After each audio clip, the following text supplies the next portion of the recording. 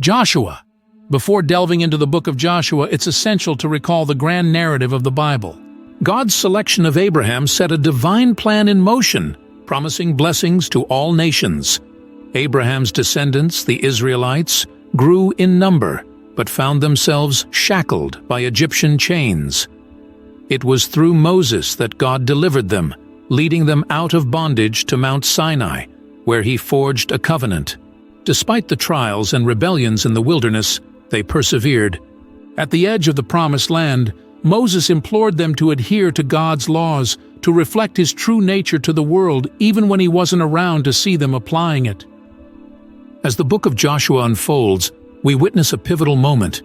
Israel stands ready to claim the Promised Land. Joshua, now at the helm following Moses' death, leads with valor and faith.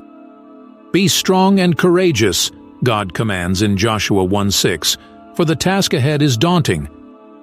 The crossing of the Jordan River in Joshua 3 symbolizes a miraculous entry into a land of promise, and the subsequent renewal of the covenant at Gilgal in Joshua 5 reaffirms their commitment to God's word.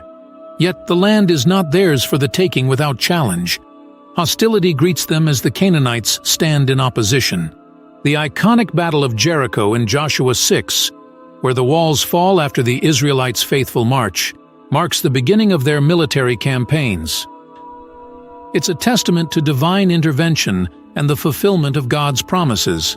As they press on, city after city falls before them, detailed in Joshua 10 and 11, showcasing the might of God working through Israel's obedience. With their enemies subdued, Joshua proceeds to divide the land among the 12 tribes, as described from Joshua 13 to 22.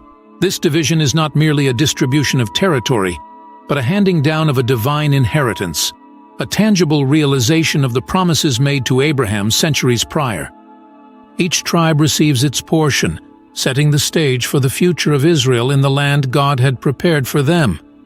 In the twilight of his life, Joshua gathers the tribes, delivering a poignant farewell. His words in Joshua 24:15, "But as for me and my house, we will serve the Lord," echo through time, a resolute declaration of faith. He urges the people to remain steadfast in their devotion to God, to remember their history, and to embrace their role as a light to the nations. With Joshua's passing, a chapter closes, yet the redemptive story of God's people marches on.